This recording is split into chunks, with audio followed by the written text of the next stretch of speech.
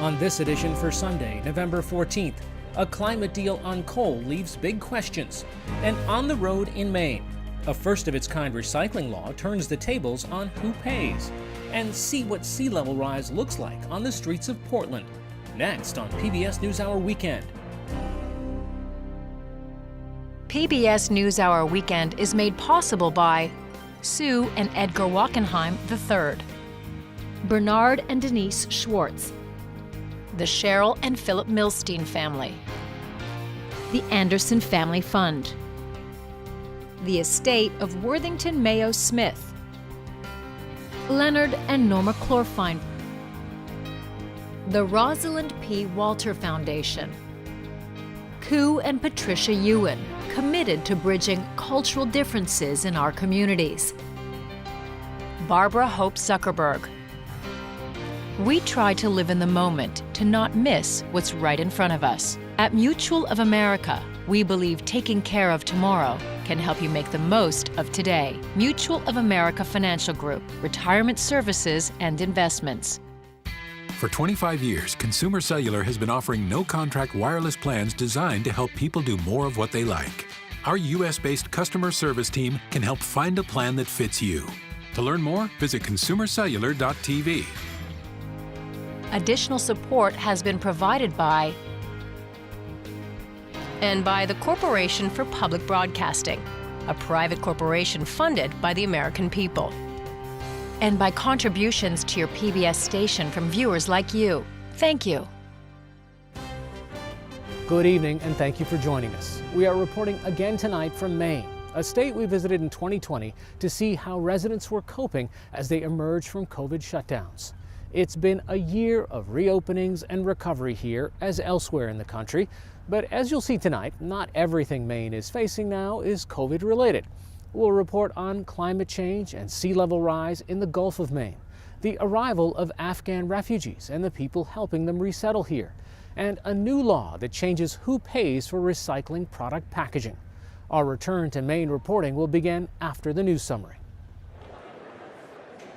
Reactions to yesterday's climate agreement at the UN summit are mixed today. The final deal was the first to mention fossil fuels and a reduction in the use of coal. But India and China forced a compromise on coal at the last minute. Before the vote yesterday, the conference president acknowledged the change from, quote, phase out to phase down of coal upset many representatives. He said today that China and India will have to defend their actions. And on the issue of coal, China and India, of course, are going to have to justify to some of the most climate vulnerable countries what happened. You heard that disappointment on the floor. Tomorrow, President Biden and President Xi Jinping of China, leaders of the world's two largest emitters of carbon dioxide, will hold a video meeting. The discussion is expected to include the climate deal, Taiwan, trade, and cybersecurity. Austria will introduce a nationwide lockdown tomorrow for people not fully vaccinated against the coronavirus as a surge in COVID-19 cases strains hospitals. Austria's chancellor announced the restrictions, which affect about 2 million people. The move bars unvaccinated Austrians older than 12 from leaving their homes except for essential activities, including work and grocery shopping. The World Health Organization reported earlier this month that Europe is again the epicenter of the pandemic, with some Western European countries experiencing increased infection rates and deaths from COVID rising in Eastern European nations. In Belarus, thousands of migrants remain at the border near Poland today, hoping to cross into the European Union. In response, Poland, an EU member state, has sent thousands of troops and police to the area to strengthen security. The refugees, mostly from the Middle East, have been camping out in freezing conditions, and at least 8 people have died in recent days. EU leaders accuse Belarus President Alexander Lukashenko of manufacturing a migrant crisis in retaliation for sanctions, something Belarus denies. Today, Poland's prime minister said his country, along with border nations Lithuania and Latvia, were considering emergency talks with NATO to address the border crisis. For more national and international news, visit pbs.org/newshour. In August, the world's attention refocused on Afghanistan as the Taliban suddenly took control of the capital city of Kabul and the U.S.-backed government fell. In the chaotic last days of the U.S. presence in the country, nearly 130,000 people were airlifted from Afghanistan, including more than 50,000 Afghans who will be resettled in the United States. As many as 100 of those Afghan refugees are now arriving in Maine. I spoke with Charles Mugabe, a counselor with the nonprofit organization Catholic Charities here in Portland, about what the most recent refugees are facing and about his own experiences. What are the kind of first things that you're working on? What's on the to-do list for them? So our very first to-do is to pick them up from the airport. Yeah. Bring winter clothes. If they have a relative here already, we go with the relatives, with interpreters, and they feel more welcome because they see familiar faces. Yeah. And they see people that they know, and they feel already at home. Right after the airport, we take them to a place of their own, give them orientation of where they're staying. This is the appliances, this is how to use this, how to use that, and help them start integrating the same night. The next thing is to ensure they have documentations, that they would need to start work, documentations they would need for schools, the complete vaccines record as needed. We make sure they have access to public benefits. What are some of the challenges that they're facing right now, given that they are leaving in such a traumatic way? So I would say some of the major challenges for most of them is the fact that they left others behind, because most of them still have extended families, if not immediate families. And so the worry is whether they'll be able to see some of the immediate families who are in Afghanistan soon, or if they would even be able to see them at all, given that they're worried about what's happening there. Yeah. So this is an emotionally difficult time for them. It is. On the one hand, they're probably happy that they're out of danger, and then on the other hand, their relatives are still in danger. It is. It is. And they are extremely grateful for being here. As somebody who was a refugee myself, I know what that means, to be able to have a fresh start, to feel secure, to feel safe. Is that why you're doing this work? That this was personal for you? When we came to the United States as refugees, it was difficult. You're coming into a new community, new culture, new language almost. Everything was brand new. But I was very much inspired by the work that resettlement agencies are doing, and that's one of the reasons why I was very committed and decided to look for opportunity to do the same for all the others who will be coming, because I know they will need help. So tell me what it was like to flee. What were you running from? What did you do to escape? So I am from Democratic Republic of Congo, and that's in Africa. There were lots of killings, lots of violence, lots of abuse. Lots of rape for women. It was total war, total chaos, and we had to flee. The process of fleeing was very ugly. We had to walk. There wasn't any car coming to pick people up, so we had to walk, flee through the bushes until we reached the neighboring country where we felt a little bit safe and sought asylum there. When you saw what was happening in Afghanistan a couple of months ago, what went through your mind?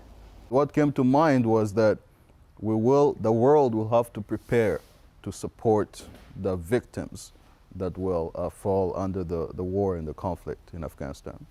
Mr. Mugabe, thanks so much for joining us. Thank you for having us.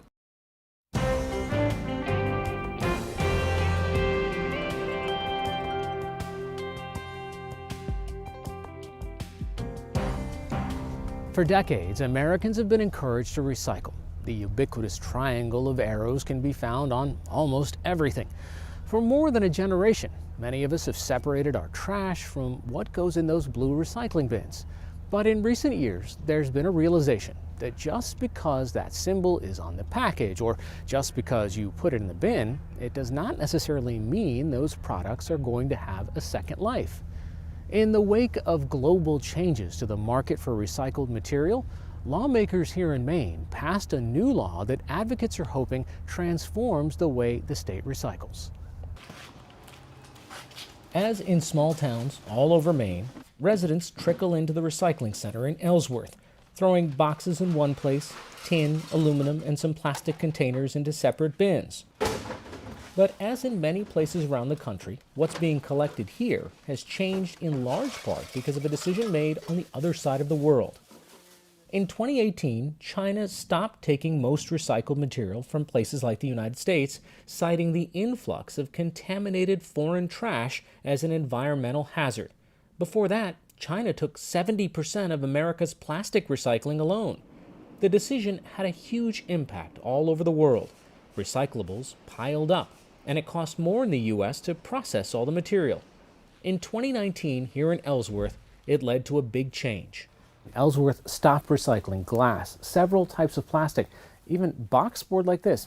And it's not surprising, because according to Maine's Department of Environmental Protection, it costs 67% more to recycle than it does to throw something in the landfill.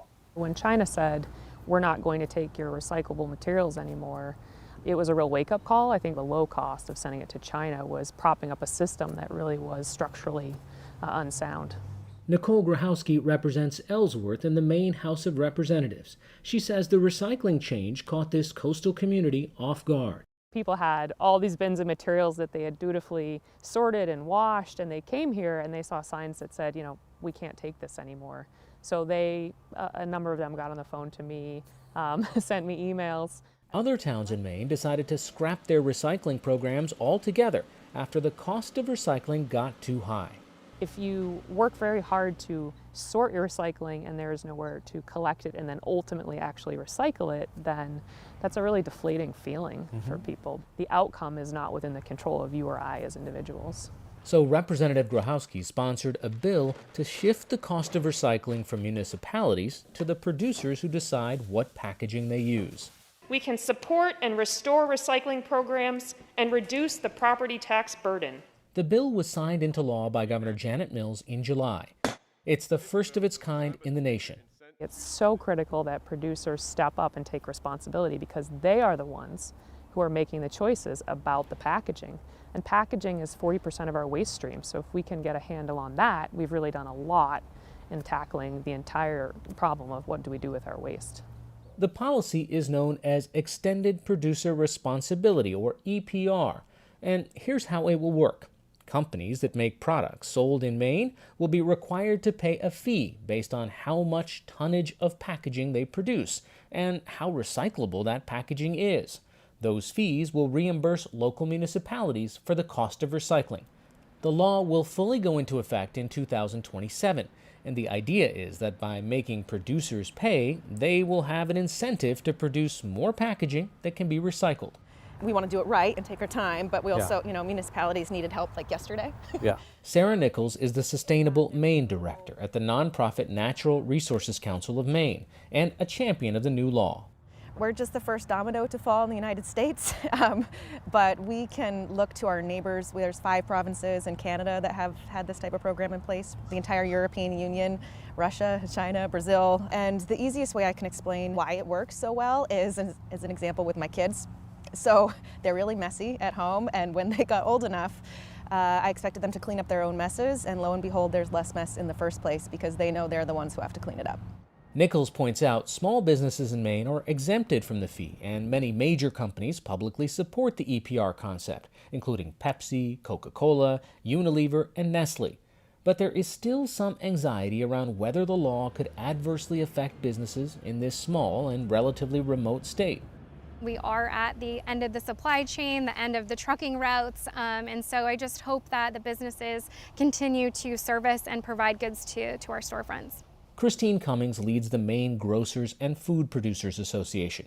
She says even though the bill is now law, there are a lot of unknowns for her members. One concern is that individual retailers may need to pay the fee for selling store brand items, and that by packaging a few things like deli food, for instance, a grocery store could face a large administrative burden in complying with this new law. Cummings also worries the fee will simply be passed on to the consumer. Cost has to come from somewhere, and so where it will boil down and ultimately come from, I don't know that. Some initial studies projected a potential 4 to 6% increase. That is concerning for the consumer. Are companies just going to pass these costs on to consumers? Since these programs are already in place all over the world, we can observe their impact on prices, on recycling rates. And what we've observed is there is no correlation between EPR for packaging programs and consumer prices, but there's a very direct and measurable increase in recycling rates and taxpayer savings. Here in Portland, EcoMaine processes about 40,000 tons of recycling every year. It's a nonprofit that serves more than 60 Maine municipalities. But the state is still nowhere close to reaching recycling targets set more than 30 years ago. Kevin Roach is EcoMaine's general manager. We're capturing 33%. What we'd like to, our goal is to be at 50%. 50% of the waste stream is the state goal for recycling. You think you'll get there? I think we can get there with this EPR legislation to make more readily recyclable packaging. The material is trucked here from around southern Maine as single stream, meaning cardboard, paper, bottles, plastic, and metal are all together. It takes about 3.5 minutes for this recycling to go through EcoMaine's facility. Machines separate paper and cardboard, magnets pull away metal, and an optical scanner sees and separates plastic bottles that are zooming by. But the system also relies on human eyes for higher value items like number 2 natural colored plastic. A worker manually separates those items by hand. When China stopped taking recycling, costs went up, but EcoMaine did not cut back on what it accepted. We paid the price with not having a home for these recyclable materials for an extended period of time. We did not trash the material at all. However, it was very expensive. As recycling markets recovered from China's decision and more facilities here in the U.S. began to process recycling, prices for some materials have stabilized and even gone way up with increased demand. For example, last summer, EcoMaine was paying about $28 a ton to have someone haul away mixed paper like this. Today, it's getting paid about $88 a ton. Landfilling is a forever strategy, so it might be cheaper today, but over 50 and 100 years, it becomes more expensive because the waste doesn't go away. It doesn't disappear from a landfill. So making sure that these recyclables are recycled through all types of markets is extremely important, and also to make sure that they're readily recyclable. Roach hopes that Maine's recycling law will incentivize this, pushing companies to use the kind of recyclable packaging that can be easily turned into new products. The traditional cardboard box is readily recyclable. The milk jug is readily recyclable. The aluminum can is readily recyclable. But when you think of a lot of different products, you're seeing more and more packaging that is not readily recyclable. And that's ending up in the waste stream, in landfills. Back in Ellsworth, Representative Nicole Grahowski says she hopes that Maine can spur national change. Since the bill became law this summer, Oregon has also passed a similar law, and EPR legislation has been introduced in nearly a dozen other states. People are saying to me, when can we get junk mail included in this policy, Nicole? And I said, well, let's get it underway for packaging. It will still take several years to see how this law works on the ground. Rulemaking around details like how fees will be collected and the program will be administered starts next year. And it will be more than 5 years until the first payments from producers are collected. As sea ice melts and global oceans warm, sea levels are rising, presenting grave threats to small, low-lying island nations and to coastal areas here in the U.S. One example is in the Gulf of Maine. The ocean waters that stretch from Massachusetts to Nova Scotia are one of the fastest warming bodies of salt water on Earth. Here in Portland, the Gulf of Maine sea levels are expected to rise between 10 and 17 inches by the year 2030, compared to levels in 2000. NewsHour Weekend's Christopher Booker explored what that means for this coastal city of Portland and new efforts to study and adapt to the changing climate. This story is part of our ongoing series, Peril and Promise, the challenge of climate change. It's difficult to balance the contradiction that is this Friday afternoon in Portland, Maine.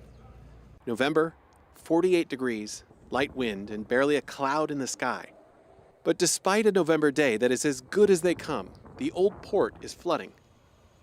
In the past, Portland might see a king tide breach its streets only a handful of times. Part of the natural tidal cycle, these extra high tides coming during full or new moons, when the moon is closest to the Earth in its elliptical orbit. But as the world warms and sea levels continue to rise, water will be coming to Portland streets with far greater regularity. Models indicate that within the near future, high tides will breach this city's streets as many as 100 times a year.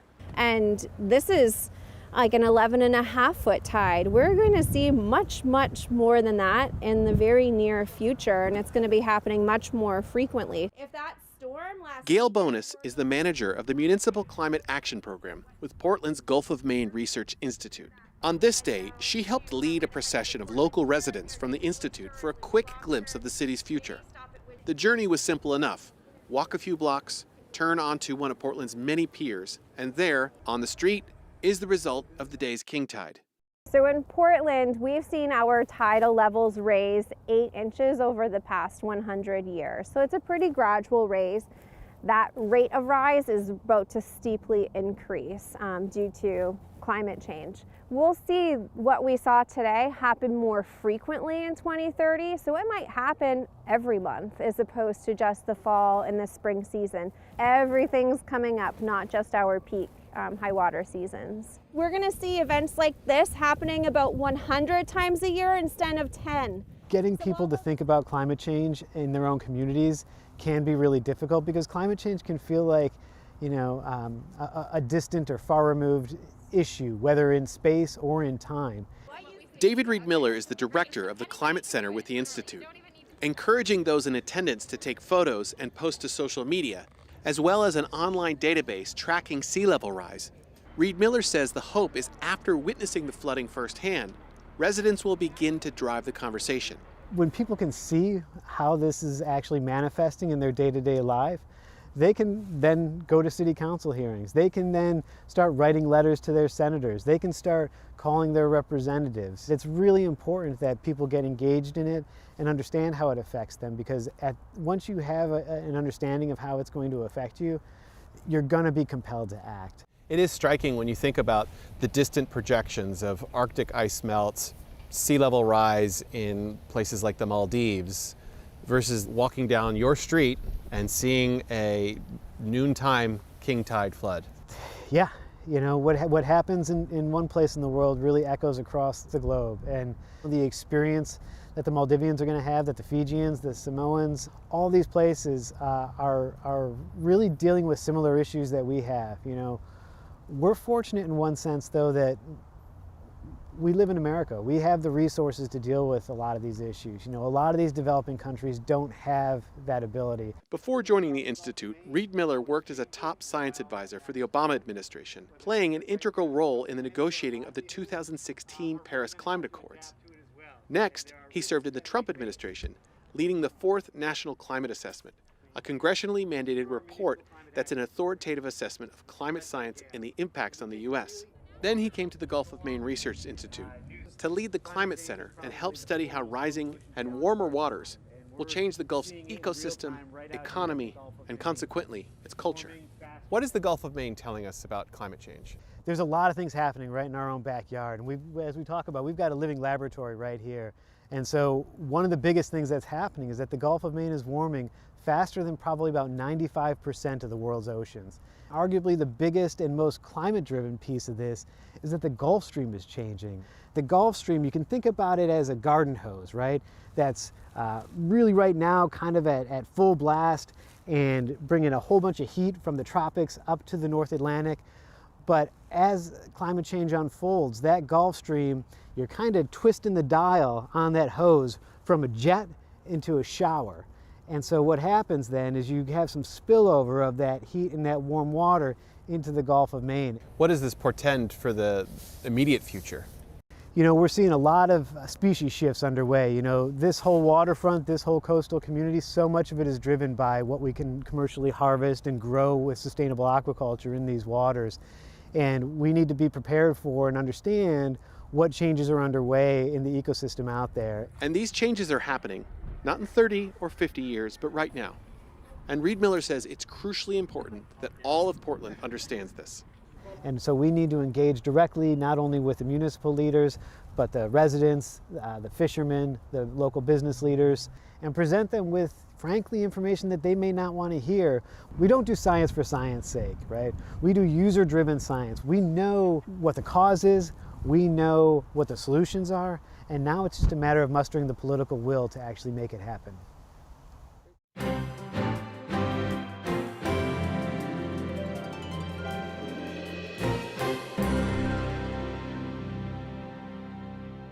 That's all for this special edition of PBS NewsHour Weekend from Maine. For the latest news updates, visit pbs.org/newshour. I'm Hari Srinivasan. Thanks for watching.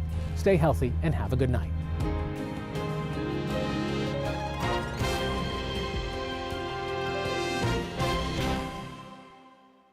PBS NewsHour Weekend is made possible by Sue and Edgar Wackenheim III, Bernard and Denise Schwartz, the Cheryl and Philip Milstein family, the Anderson Family Fund, the estate of Worthington Mayo Smith, Leonard and Norma Clorfine, the Rosalind P. Walter Foundation, Koo and Patricia Ewan, committed to bridging cultural differences in our communities, Barbara Hope Zuckerberg. We try to live in the moment, to not miss what's right in front of us. At Mutual of America, we believe taking care of tomorrow can help you make the most of today. Mutual of America Financial Group, retirement services and investments. Additional support has been provided by Consumer Cellular and by the Corporation for Public Broadcasting, a private corporation funded by the American people, and by contributions to your PBS station from viewers like you. Thank you.